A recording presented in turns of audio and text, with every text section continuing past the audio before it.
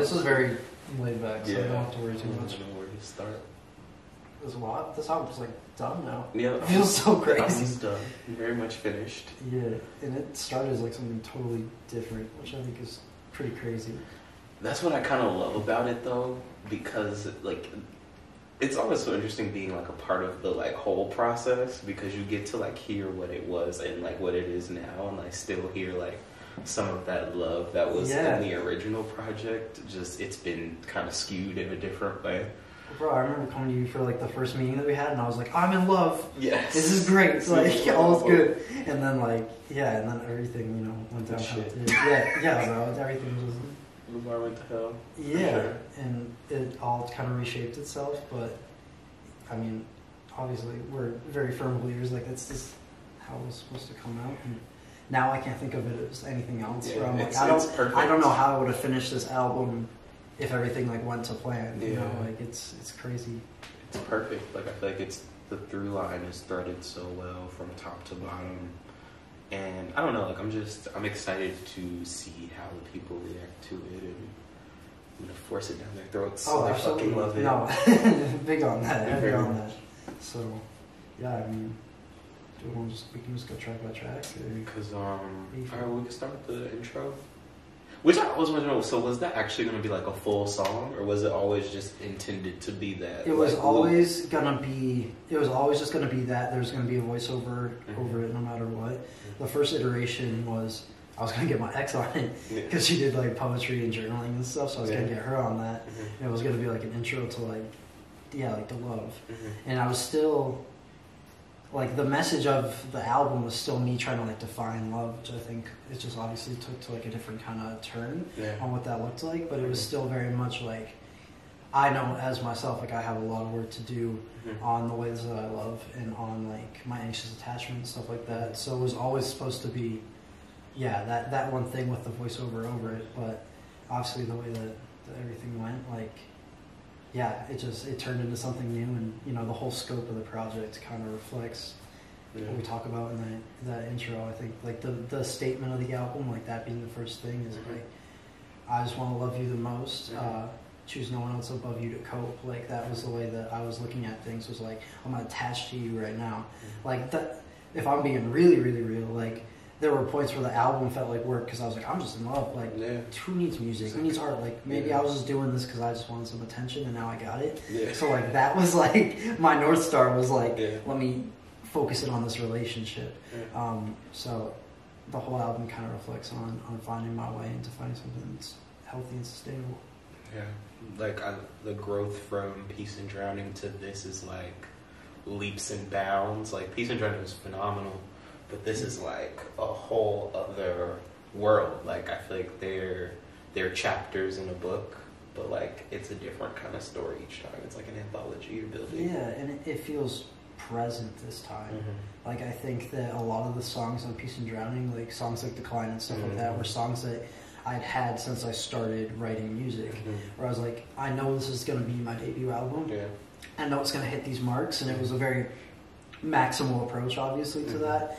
And with this one, it was like purposely, like me and you were like, we're going to keep it small, we're going to keep it tight.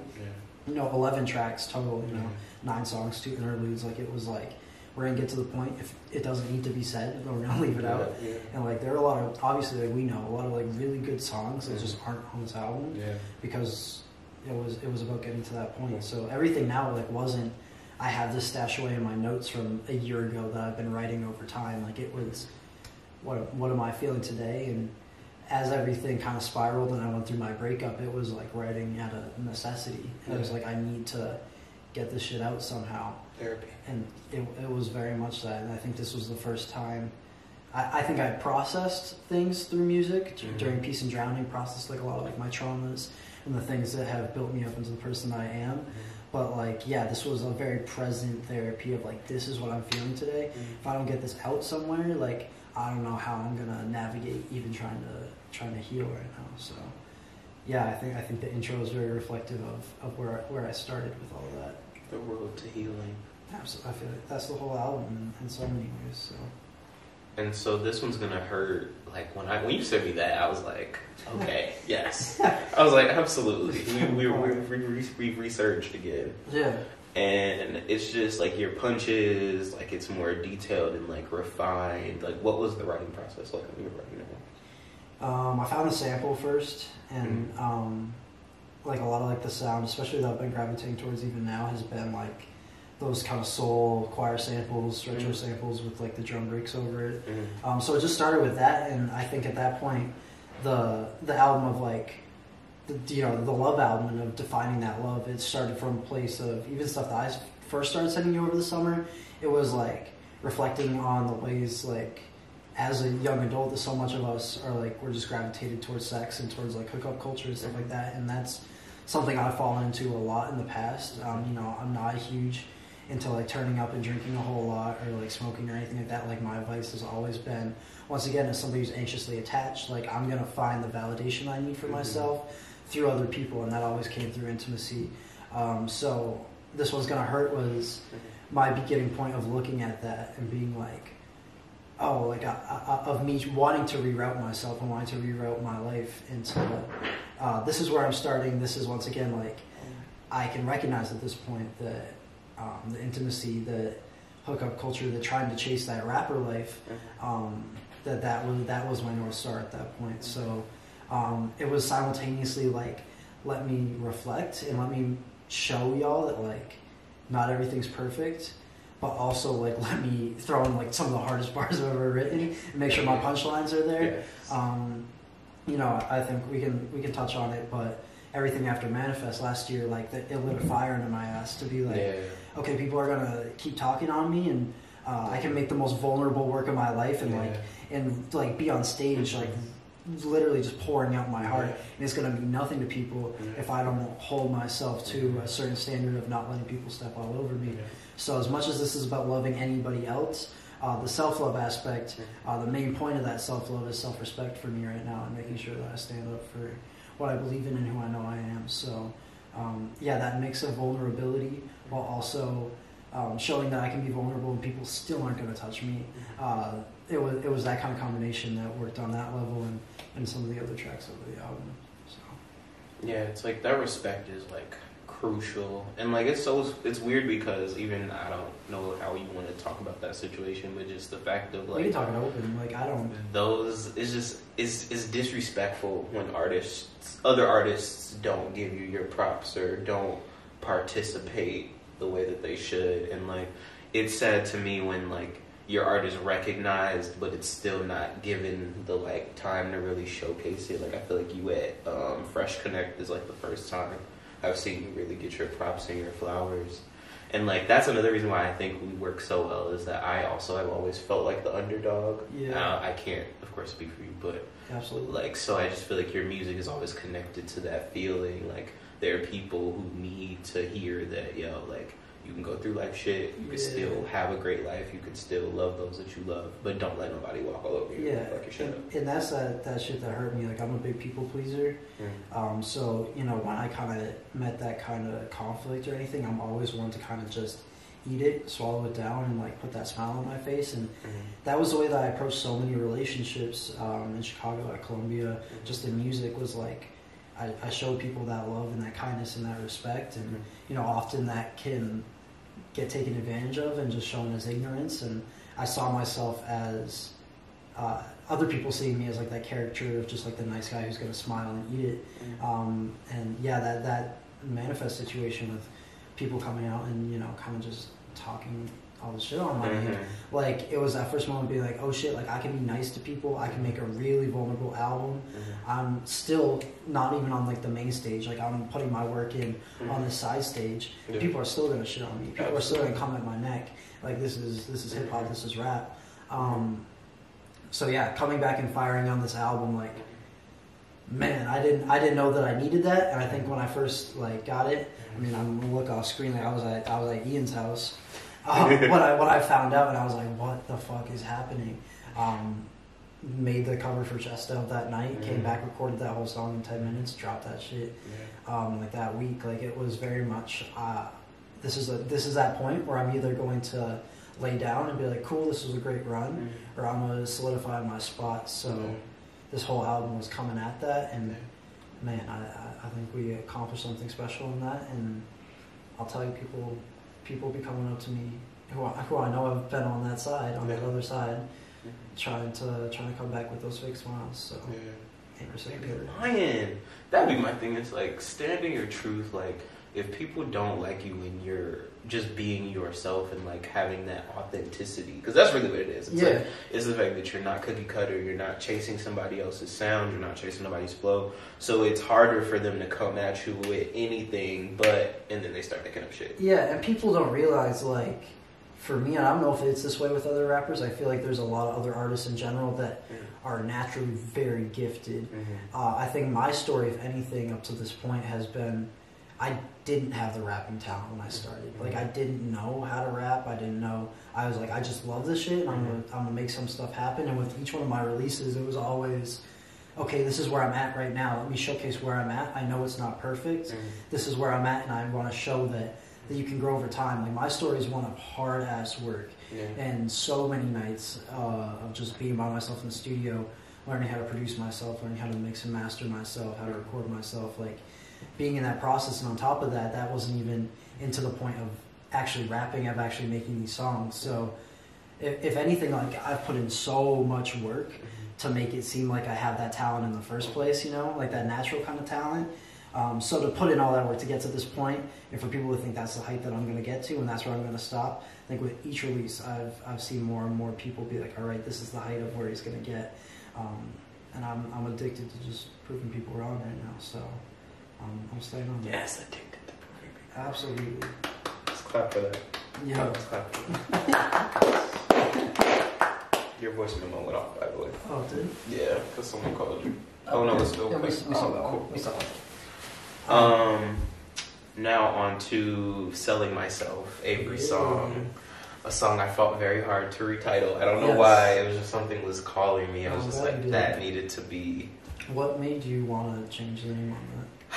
I don't know. Summer Boy just felt too juvenile for this sound. Yeah. Like, even though it's a love song and it seems like flowery and like there's sprinkles and like pepper of love around it, it still has like this very grown adult vibe, especially because after everything that transpired post, you know, when we actually like started and you played me some of the songs you already had, like I just felt like it needed to shift along with the rest of the album.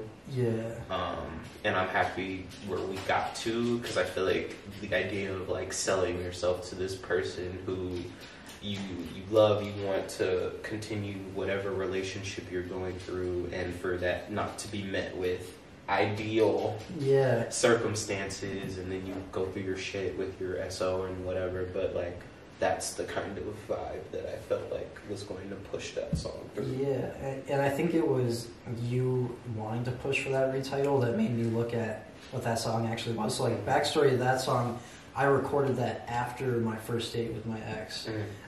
So, like, I had that first date over the summer. It was awesome. I came home and I was like, I'm going to make the song right now. All, like, the stuff that you hear on that song was me literally... It's like one take. I didn't have the drums on it. I didn't have anything. I had that one guitar kind of loop going, and I just recorded right over that with some tune. Most of it's freestyle. So it was very much like, where I was at in that moment, and looking back at it now, it is very much like that. Oh, this is how I was defining love still. And as much as it's a sweet love song, like, it is all about, please, like, accept this love from me, and instead of there being any kind of mutual I guess kind of interest or chase or anything like that. Like, I didn't realize that, it's a song about me as a salesman for myself. That's something I talk about in therapy a lot, is like how I'm a natural salesman. I try to adapt to the people around me rather than standing in the ways that I'm unique and having people surround me that are like-minded. I'm very much in that mode of just trying to adapt to other people, and I think that's most prominent in my romantic relationships. So, that like it is like a growth, but there's also like a sense of blissful kind of ignorance, I guess, in that song that, I think isn't really present in any of the other songs. So I just think it's a really cool point to start off on, really, in that first half. Yeah, and it's like slowly become like in my top 2 Like it was definitely like lower in the ranks. I mean, it fluctuates with Family Over Money for me occasionally, just because like even though they're drastically different, it's like the writing, the like intenseness that you took to like create that sound. Because like that was another thing when I first heard it, I was like, it sounds nostalgic, but it's not a direct like I can't say, oh, this sounds like this. It makes me feel, it makes me emote, it has that like nostalgia to it. And I think that's like the cool thing about this album being so like based in present feeling is like you can have a song like This One's Gonna Hurt, which is me, you know, rapping over this boom bap kind of beat, and then it can be immediately followed by me in this kind of like melodic, like weird layered, kind of just super deep track. You know, I have like crickets in the background and like this like slow metronome that builds up until it takes over and kind of blossoms. Like the fact that these kind of songs can be back to back, I just think is super emblematic of just the work that we've done throughout this process to like really build an album that is cohesive but also like cannot be pigeonholed, cannot be put in one box. I think it's incredible that we can have just so many different kind of sonics that somehow work together. The fact that we can talk about those 3 songs back to back to back, like those are the order, and they're all so different. Like, I think it's. But they feel in the same family, like they're all spirits. Yeah, we're still going. Rolling. Okay, let's talk about Greenwich Village. Man, that song is like, it's crazy because I think we just kind of touched on how like everything feels like that wave of like relationship anxiety, but that song the most. You know, it started off as a love song that I wrote as my ex was moving to New York when we were together. So it was like that start point as she was leaving, as we were starting our long distance relationship. I started writing that first half. And it was so emotional for me, like I couldn't record it until us kind of being in that process. So I record that first half here in the studio with me when I do that. Then everything goes down and I'm back home and I'm like, this is what it felt like. Like if I was gonna send her a song, this is the song I would text her. But it wasn't talking about my truth in the way that I wanted it to. And it's that second half of things feeling so good. You know, all the love being there, you know, like when we're talking or when we're on FaceTime or whatever it may be, but like the second it switches and I have to sit with myself, it feels like that second half. It feels like that punch. It feels like I don't know how I'm gonna make it through this next minute. Like I was having like panic attacks that were lasting like 8 hours a day. Like it was exhausting. So that second half of just being like, okay, this is what I was really at, and where I felt like I had to hide, like when we were on the phone, when we were talking. That was the half of my relationship with myself mostly that I wasn't letting anybody into. So that second half feels like how that felt, and I think that song as a whole just serves as what my day to day really felt like. So no, it's like. It goes back and forth between being my favorite song just because sometimes it's that, like that back part is so great. The first half be throwing me off because you know I don't do emotions. But I feel what you're saying. But sonically it's the beat switch, it's the writing, the melodies. And that beat is so fun. Like the vocal thing is literally just like a splice thing that I chopped up and I threw in there. But yeah, that first half feels like it could be like a 2000s like pop country song. It feels like early like Taylor Swift. Like, it feels like it's really crazy. I've been listening to so much Phoebe Bridgers, so I think that comes through a little bit in this album a lot.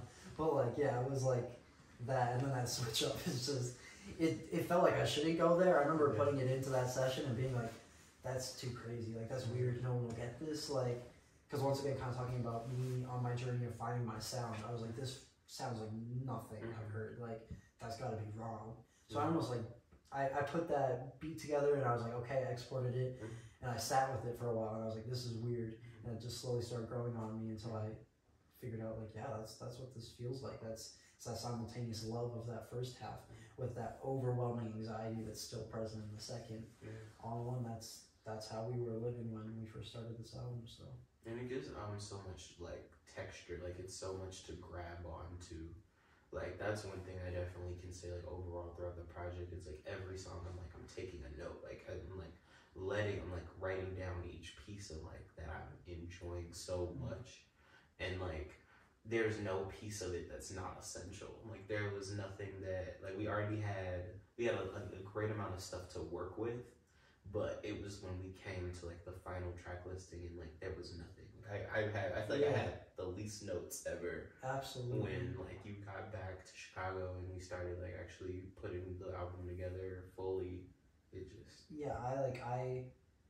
I think that I would have been in a totally different place if I was still in my relationship. I don't think I would have not valued this album. Certainly not that. I love making music. I think that it's just such an expressive medium, but I definitely wouldn't have prioritized it in the same way, and I would have been more complacent towards the end product of being like, okay, once again, this is where I'm at. I really feel like this is the first project in a lot of ways where like it was that push towards perfection, you know, being like, okay, like, yeah, this is minimal. This is a shorter album, but like we're still gonna be doing all the interlude parts. We're still shout out T. This is a good time to bring up T Star verse, like killing those interludes those interludes that go into all the different songs. Like we're still gonna have the coma spot. We're still gonna have me in this ethereal place. All the real stuff that's happening, and we're gonna wrap it up with just some of the best songwriting and rapping that I've ever done. Like, thus far, in like. Already about to pass it. Like people don't realize like we still working, and like this is gonna be something in a year where I do have notes for myself, but right now this feels the closest to a form of perfection that I've found. So yeah, Greenwich Village is one of them ones. I don't know.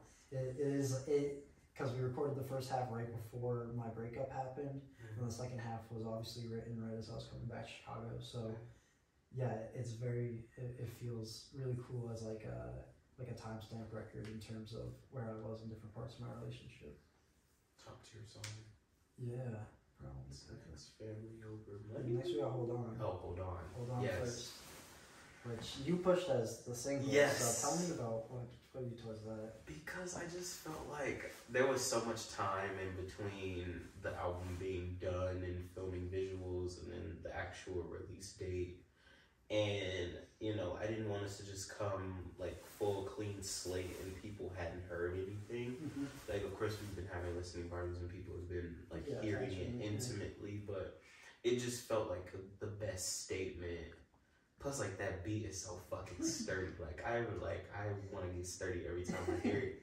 So it's just the music, that song in particular, just, it felt like, okay, how do I tell you this is what's coming, but this isn't the best thing you're gonna hear. Yeah. And that felt like, okay, because I was running through like my head like each song, and each one felt so essential to the album itself. Yeah. As where Hold On is one of those where it's very essential and a crucial like through line to the next song, but it also has that like it takes you out of it for a bit. It's like, you know, you take your break. You know, like you've gone through a lot of heavy shit and now you're just like, okay, I can vibe to this. Yeah, absolutely. I can vibe to this. Yeah, no, that was one of like that song I had before Peace and Drowning came out, so we turned in the album. That was like the first song I made after kind of coming out of the first album process. So I sent that over to Tana. He turned his verse around to me in like 45 minutes, I swear to God. I emailed it to him. He was like, fire, I'm right to it right now. Send me the acapella right back. Had it in. So yeah, we've been bumping to that for a while. But what about that do you feel like is like not like necessarily like the thesis statement, but like what you want to like lead everybody into the album with? Like what about that statement did you feel like was so important? Because it's about love, but it feels like something's wrong. And I feel like that's like the big picture of this album. Even like when in the original version, like there was always something about it that felt like this is love, but something's wrong here. Yeah. And I think that's the best way to sort of tell, you know, the audience like this is, you know, yes, you were in love, but negative album coming out. Yeah. And so that was the point of Hold On. It's like I was in love. Yeah. Now I have an album coming out. Yeah. Hold on. Yeah. That's fire. Yeah, no, because that was like, that's the point of Hold On that I don't know if everyone's kind of gotten. It's like leading out of Greenwich Village. T has that snippet talking about how like so much of the love that we give off is stuff that we've learned through our households and the ways that we grow up. And that's like the holding on was my definition of love was like, okay, I love you. I'm going to keep you really close to me and I'm going to make sure I got all the control of this thing. Like, even like when I'm like praying, when I'm talking to God, like, yeah, God, take all these things. I'm gonna leave this in my bag. I'm gonna take this with me because I'm really scared that you're gonna take this away. So I'm gonna hold on to it. And is that thought of your partner not having the freedoms that they need, yourself not feeling any kind of connection to the world outside of your partner.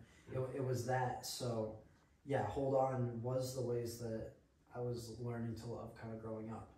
You know, like I know I have stuff to work on in myself, but I don't have time for that. I'm on my way out. I got to make sure that I hold on to you. So yeah, I feel like that's just as like it is like that kind of, it can be the front runner for the album as like a solo piece.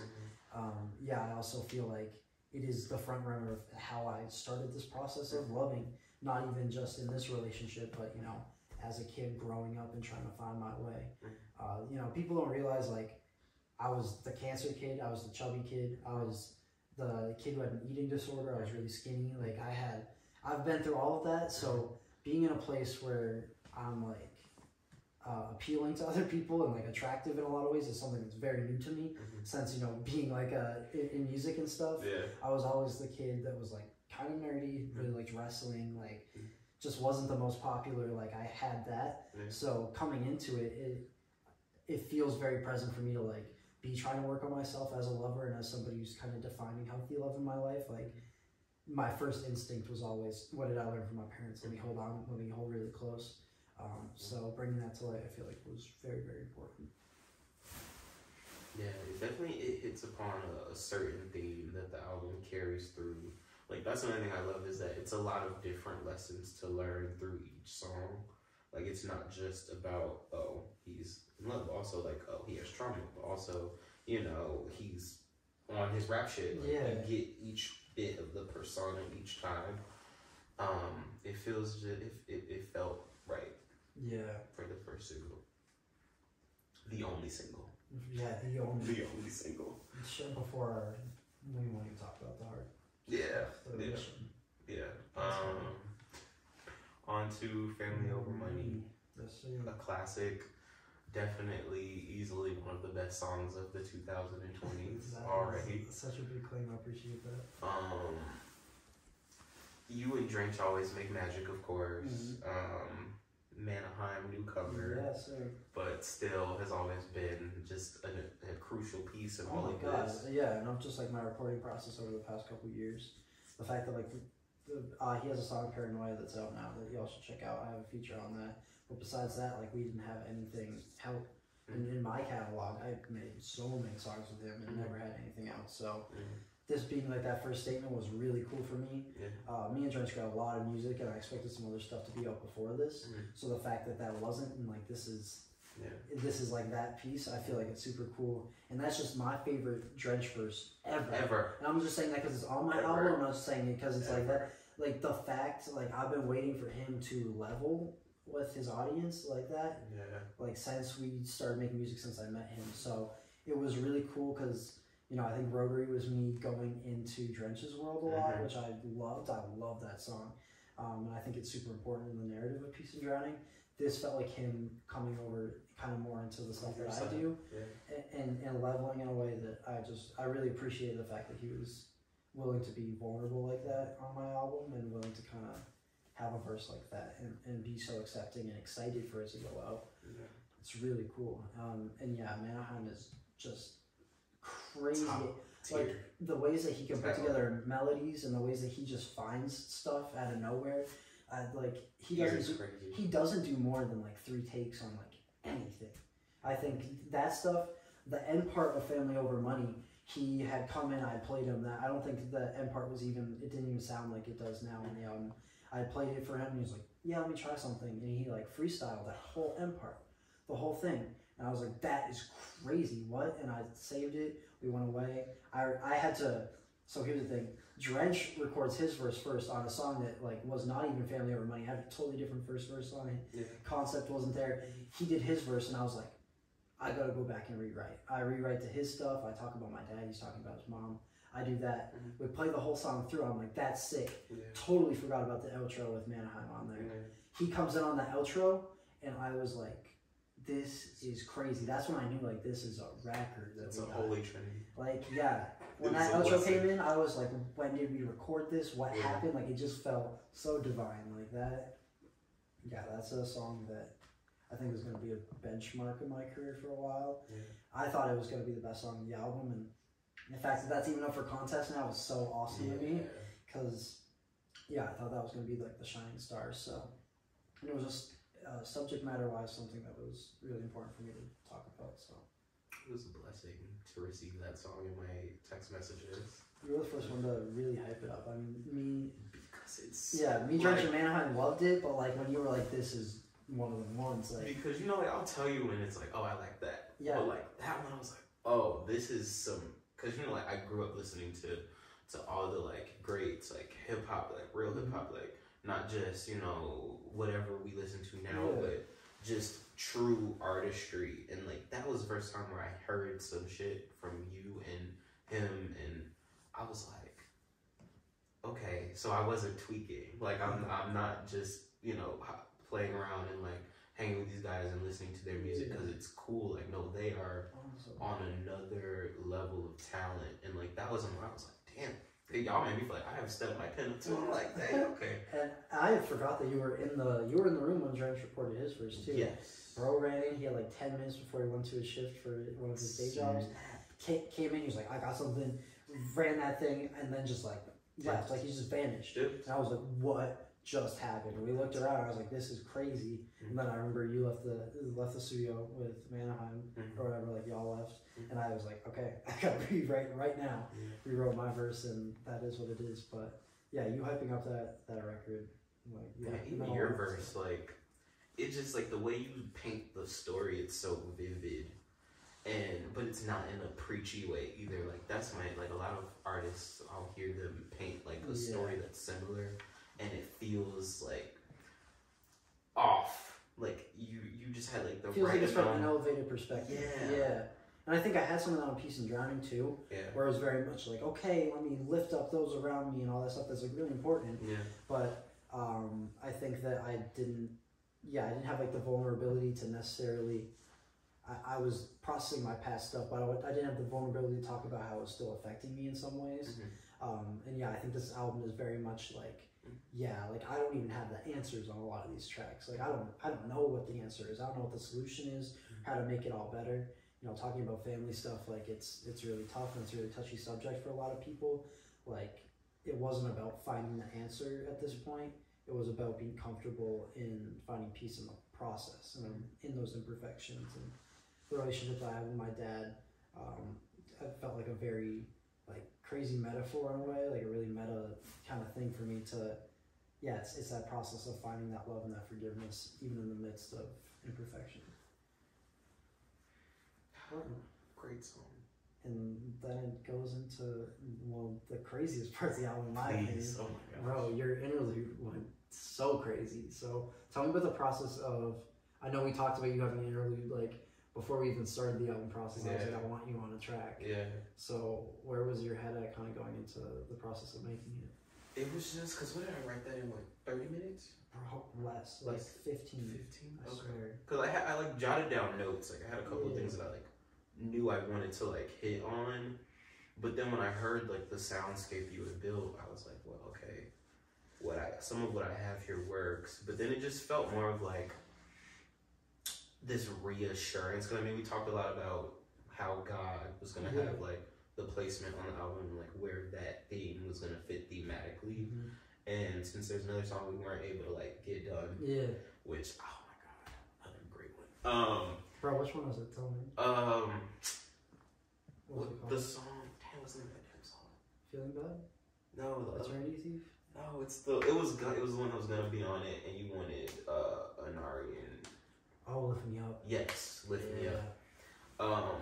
That was like a piece that I felt like was missing just slightly. Yeah. So when I was writing, like, I wanted it to, like, sound, of course, like, oh, you're in coma, I'm just talking to you, writing a letter, but also as like kind of like a prayer too, where it's like it's traveling, to you in, the purgatory, God space, however Coma's work. Absolutely, yeah. And so it just worked very well. And I think that Will You at the end is kind of like the precursor to I Do. Yeah. So it felt right, and my delivery I kind of just came up with on the spot. You know, I have a podcast, so I talk on mics all the time.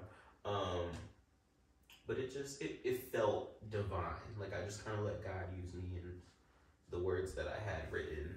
Yeah. Like even those lines, like I kind of just blacked out and just wrote them. Yeah. Like I know the sentiment of each piece, but it just. Yeah, there's a certain part of it that you can't necessarily explain. Came together. Yeah, I felt like that injection of faith was really important because that was something like when we had first cuts of this album with so many different songs that didn't make it, like it was always like, where do we inject the faith into this little story? And I felt like, that was a perfect place that I wouldn't have thought of to take it. Yeah. But like that pause after Family Over Money, that kind of act break, and kind of going into what the next couple songs are kind of doing, like it felt like that's that divine sense that only God can make this album at this point. Like the album that we have now, like I could have never made it myself. Yeah. So that injecting of faith at that point in the album just feels perfect. It feels exactly like it, because it really feels like that turn back from, even though that there are heartbreak moments in the first half of the album, it's a lot of like that bliss and that love and that up kind of feeling to, okay, what does it feel like to be really in the nitty gritty of trying to process and heal? And you injecting that piece right there felt perfect. It was a blessing and an honor, and I do it anytime. Well, there will be more, I'm pretty sure. That's crazy. Into I Do. Yeah. Very like emotional moment every time that song plays. Which that's one thing I like about this project, is that even though it's still emotional, it's like I don't feel like I need a break or I need to like not play a certain song. Peace and Drowning is heavy. Heavy. Oh my god. There's points even where I listen to it, I'm like, I don't know how much more of this I can like listen to. It feels very much, So that is a note that I'm really happy about in this album, is that you can listen to it front to back, and it doesn't. I don't think I was necessarily like trauma dumping, but like it definitely feels like it's a lot easier. It's easier to listen. So what about take me through the process of recording I Do? I Do, I think, is going to be the most underrated song on the project. I love I Do. What people don't realize, and I think like this was one of them. This song, No Hellos. Obviously this one's Gonna Hurt and stuff like that. That was made while I was here over the summer, before I even went long distance with my ex. So like those songs, like these things that are very much heartbreak centered, were made before anything was even bad. Like everything was good. It was that anxiety of, oh my god, what is gonna happen if this all goes sideways? So I remember we had a talk that night, me and my ex, about us going long distance and how it was gonna work and how it was gonna be really tough. And I was like, it was one of those pour my heart out records where I was like, I need to make this out of necessity. I don't know how I'm going to function when we go long distance. I can't even think about being away from this woman. So, that was my worst case scenario, was being that far away from her. So that whole record was like, how do I function if this goes sideways?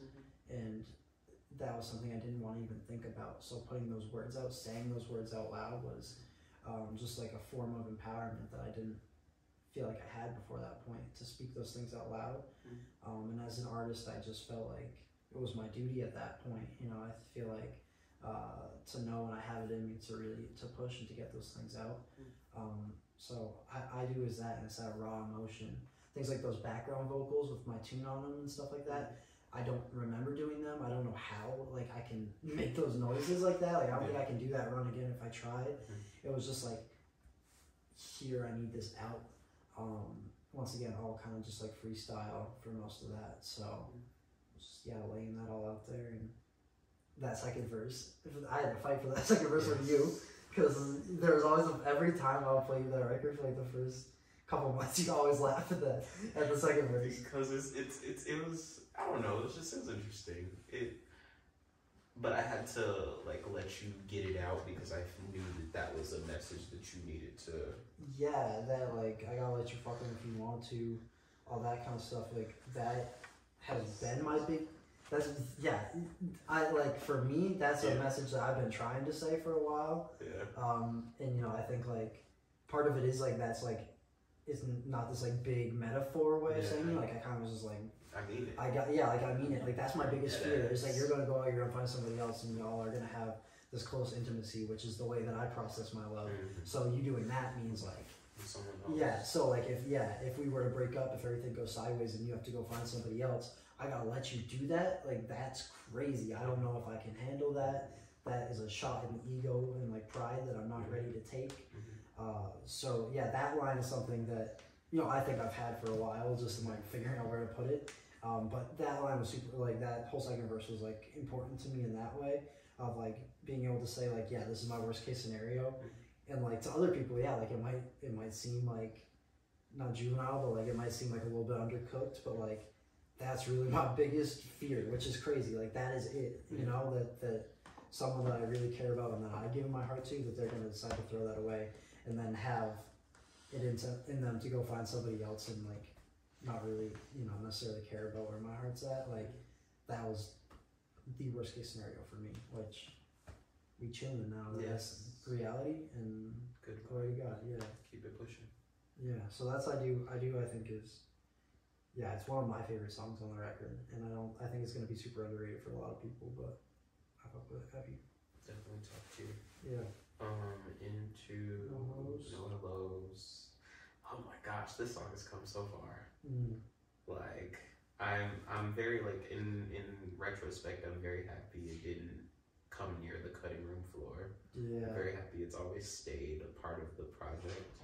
Like, I was slightly hesitant when you came up with Stay With Me, because I was like, maybe are we going too deep?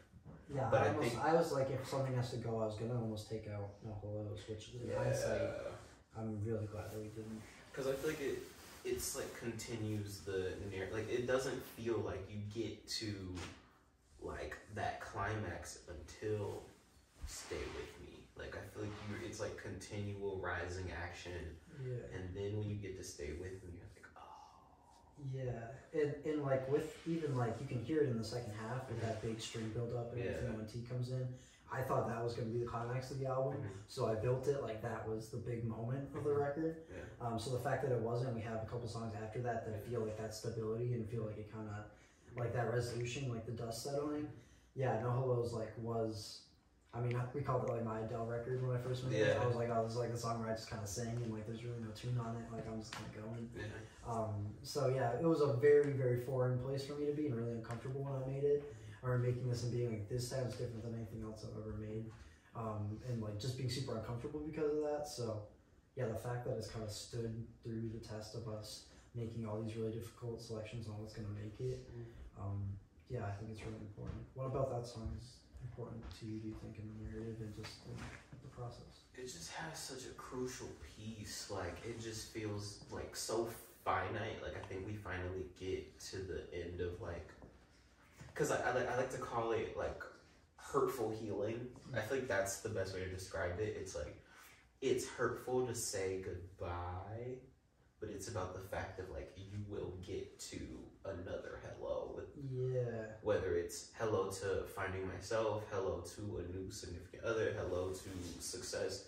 Like it's that for me where it feels like, okay, we've said, you know, everything that I needed to say. I'm finally okay with saying goodbye. It hurts me to say goodbye. Yeah. But I'm okay with saying goodbye. It's like I think one of the biggest things I've learned just in the healing process outside of the music has been like prioritizing my needs over my wants right now. You know, there are certain things that I, as a man, want to do. Yeah. I want to be able to go and flex up and cover myself in ego. I want to be able to go, you know, hook up with a bunch of people and, you know, being in Chicago, being a city that's filled with models and celebrities and all these people, like I want to chase after that life. I would love to go just party my sorrows away and all that. Like part of my flesh really wants that, but it's prioritizing my needs and being on my own side enough to snap myself out of it and put myself back in constructive places. So I think No Hellos is that acceptance of this is not something I want to do. If it was down to my wants, I'm staying with you, I'm gonna hold you close, I'm gonna hold on.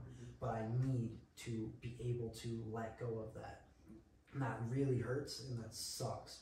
And that was the point that I was at, where I was like, no part of me wants this. I want to chase it. I want to hit her up. I want to try to get things back. But I got to prioritize my needs over anything right now, because there was a large part of my relationship where I was not on my own side, where I was very much on the opposite, where I was watching myself wither away and the potential of what I could have been, instead of me, doing what I needed to do, because I just wanted to chase that wants and that short-term gratification. So the ways to break the cycle are not to continue it. The ways to find that relief is not when you feed into whatever this loop is. So yeah, No Hellos is that reluctant acceptance, and not even acceptance, but the discipline in order to do something outside of what I want. So great song. It's crazy. Yeah. Into Stay With Me. Oof. Just tears. Oof. Every time I think about the song, just tears. Like, it just has this, because I don't remember exactly what I said, but when we were talking about its placement on the album, I just felt like it was the perfect carry through. You said it was like the emotional height of the project. Yeah. I remember is what kind of put us over this shit, like, where it's at. Because it's like the audience has been through you with this journey. Because like you're talking to, your SL, you're talking to whoever, but you're also still talking to the audience. Like, no, stay with me. Yeah. There's something else here. And I felt like it was the perfect way to wrap up like the album narrative. And then of course we get into the outro, but it was just a great way. It kind of feels like like when you're in like in the software, looking at the audio and you see like the track map, and like it's this perfect like catacomb, like it's very like slow and then it builds and then it's like back. It feels like that resolution for me. And it felt like after that letting go, it feels like after you break the cycle, and there's like a lot of sorrow and there's a lot of pain, but then there's also this piece to that record that's not present in I Do and not present in No Hellos that is very much there, and that's where I was at. So, that record came about because that's the first thing I wrote after being home, and I was like, I need to take mental health leave, I need to come home. I sat here for like 2-3 weeks and I didn't know how to write any music. I was really just trying to get through these days. Like, it was really bad and really dark in those moments.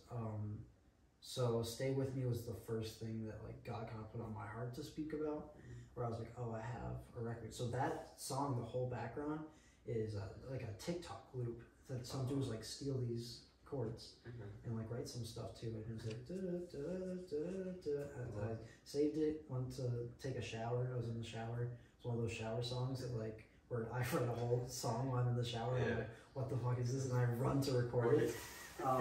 So I didn't even have any time, just because of how raw it is, and I wanted a song that felt like that, where it felt like it was just live. It felt like me just sitting in front of somebody and telling them straight up how I felt and what this relationship was. So it's that overview of like, it's that decompression of when you're able to let go and step away from the situation, and you get that bird's eye view for the first time of this is what this was, from this really weird, unexpected love to this conflict that we're in, and I'm gonna try to make it work, but things seem off, to damn, things were off. I gotta let this go. I gotta let myself be okay and hurting, and realize that I can break the cycle and that that's the best thing I can do for myself. And also, just from a songwriting perspective, I think it's some of the most raw but intelligent lyrics I've had. And that last verse, going from that last repetition of that hook, of going from stay with me to the other people to me trying to convince myself to stay with myself and to stay here with me. And when you have nobody else to turn to in that moment where you can find peace within yourself and be your biggest cheerleader and support system, it was that, because I was thrust into that situation alone in my apartment trying to figure out how the fuck I'm gonna keep living. Like, it was very real, and stuff that I've just been processing through over months. So yeah, that song hits me in the heart just because it's just so raw. So there was no metaphors, no way of just doing it. It was very much my intro back into realizing that I can make that art and that it can mean something. It's just closure. Special record. It's like, it brings it to just such a happy medium, and then we get to wrong person, right time. Yeah. That one, that's Or wrong for right time. Yeah, you got it. Okay. Yeah, I just wanted to rap. I think that we talked about it. I wanted that outro. I wanted, like I said, like it was like a Drake outro, you know. Like I just wanted like that moment where I can just kind of talk my shit. It's that reminder once again, like the biggest thing I've learned through this is that self love, obviously, and it was that antithesis of, okay, here's the relationship, here's all that stuff, and that's still present, but don't like get it twisted. Like if y'all are gonna talk on me, like I can be depressed as fuck, like, and I'm gonna still out rap y'all, and I'm gonna still outwork you guys, and I'm gonna still keep working and drop this album. Like, you know, the pace that I'm keeping up is crazy. And it was that moment of just like, I'm really not good at being proud of myself. You know, I've always seen pride as like a bad thing from a faith standpoint, so I've always like kind of neglected to look at it. This was my time of being like, just patting myself on the back one time, and yeah, just putting on a clinic. Really, I was like, this beat is fire. I'm gonna just use this as the time to just give you the best bars that I can, like, and to just show people that y'all can't even touch me when I'm sad and making Adele records and singing over acoustic guitar. Like, y'all still can't touch me. So it was important for me to have that for myself. And I don't know, I feel like the more I listen to the project top to bottom, it feels more and more essential. Yeah. Like, because I know we talked about just like the 10-track narrative, and then we threw the outro on the back, and it feels so much more final after that. Yeah. Like, it doesn't feel like the book has closed, but it feels like, okay, it's a good place, I can stop reading. It's like home. It's that like waking up point of being like, all right, there was the chapter. Yeah. Here's whatever's next. I don't know what that is, but let me step out into it. It's very much like that. Yeah, that opening of Pandora's box and being like, all right, we're gonna step into it. Yeah, I just wanted to rap, and at that point, like, you know, there's a lot of really good songs that didn't make the cut, but after hearing that track back, I was like, that's on there. Like, I don't care if like it makes sense for the narrative, even, like, I just want to rap, and I need to remind people that this is where I come from, and that I can do this. So yeah, I think that versatility, and as you play through the project, that pick me up at the end, I feel like it's so needed, and that's something that I didn't really think about with Peace and Drowning. It was like, okay, here's the end of the story. There, period, done. Like, this was like that last point of, okay, we can do something to just lift the people up. And yeah, it feels like that victory of coming through the other side. It kind of feels like a manic episode, but like in the best way possible. In the best way possible. You know, it's like, it's cognizant of your manic episode. It's like, I'm aware I'm going through this right now. Like, yo. And I'm going to get through it. It sounds but like this is how I'm feeling. It sounds like I took too much pre-workout, went to the gym, lifted heavy shit, and I was like, fuck that relationship, and I came back and it was like, I'm gonna just rap. Like, it feels like all that, which I think was kind of where I was at, was just like figuring it out. So it's a step in that, and just reminding people that y'all can talk on me, y'all can do whatever. I can be sad as fuck, I can be confused on where I'm going, and I'm gonna still out rap y'all, and I'm gonna still come from my spot, and y'all can't touch me with that shit. So coming out of this year, I think it was just super important for us as a team too, to just make that statement. We here to stay. It's working out. So, because like, what you have to say matters so much, and like, that's my thing. It's like, even with the naysayers and people who do whatever, say whatever, etc. It's like, you're making music that has a pulse, and that's like, it's very rare. Like, I've listened to many artists, I've worked with many artists, and I just feel like I have not worked with anyone whose music has such a pulse on life, on culture, on what it means to be human, be a believer. Like, you wear so many hats, but make it all look so just clean and polished and well done. So I'm very excited for people to hear this and it resonate, and then I'm just gonna kick it down their throat, like, buy that shit. Nice, bro. And by the time they're done with this rollout and feeling that, on to the next. Yeah, that's how we roll. On to the next. Okay, last thing I had, like, what has this project taught you in terms of like the creative process, and also in like how you like define love, like from a creative standpoint, from an art standpoint, and then also how has it like affected your personal life during this process? Creatively, it's felt the least like work of all my work. Like, it feels like something I get to, like, we go have our sessions or have our meetings, and it makes me remember when I was 12 writing raps in my notebook. Like it feels so nostalgic and like happy, and it's never been like, even this whole process I feel like has been the least stressful process. Like even though like personally to get to the work, like you had to go through, but just logistically this has felt like the least amount of work. I'm sorry, because I put you to the ringer.